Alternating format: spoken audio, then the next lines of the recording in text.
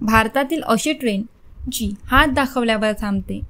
भारतीय रेल्वेने दररोज लाखो प्रवासी प्रवास करत असतात। रेल्वेला देशाची लाईफलाईन म्हटलं जातं। हजारो रेल्वेगाड्या दररोज कोट्यावधी प्रवाशांना त्यांच्या गंतव्यस्थानापर्यंत पोहोचवतात।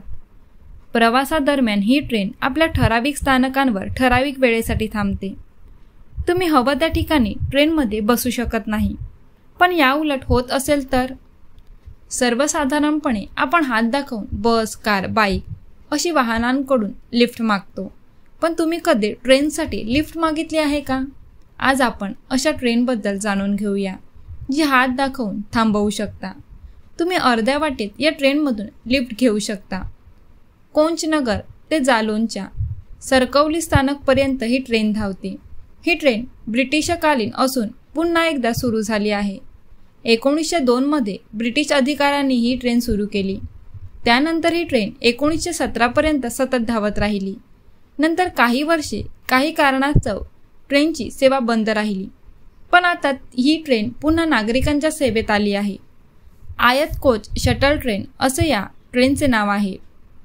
ही ट्रेन उत्तर प्रदेशातील जालोन जिल्ह्यातील कोंच ते एत पर्यंत धावते।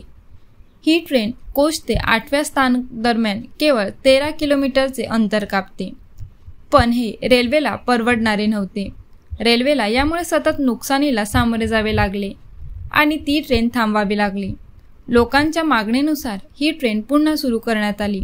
आता ही ट्रेन कोंचनगर ते जालोनमधील सरसौकी स्टेशनपर्यंत धावते। इंजिन व्यतिरिक्त केवळ 3 डबे असलेल्या या ट्रेनचा वेग ताशी केवळ 30 किलोमीटर आहे। तुम्ही जरी सायकलने गेलात तर या ट्रेनने तुम्ही ट्रेनच्या आधी तुमच्या गंतव्यस्थानी सहज पोहोचू शकता। ही ट्रेन 13 किलोमीटरचे अंतर 35 मिनिटात पूर्ण करते। जर कोणी प्रवासी मागे राहिला तर ही ट्रेन थांबते आणि त्याला चढण्याची संधी देते। याआधी ही ट्रेन कोंच ते एट दरम्यान फक्त 13 किलोमीटर अंतर कापण्यासाठी 35 मिनिटे लागत होती। वाढत्या तोट्यामुळे ट्रेन थांबवावी लागली होती, मात्र लोकांच्या मागणीनंतर ती पुन्हा एट ते सारसौकीपर्यंत अशा अंतरावर धावू लागली। ही ट्रेन कोंच ते सरसौकी पर्यंत दिवसातून 2 वेळा धावते। कोच आणि एट स्थानक दरम्यान कोणतेही स्थानक किंवा थांबा नाही। असे असतानाही एखाद्या प्रवाशाने लोको पायलटला हात दाखवल्यास ट्रेन थांबवली जाते आणि प्रवाशाला ट्रेनमध्ये चढण्याची संधी मिळते।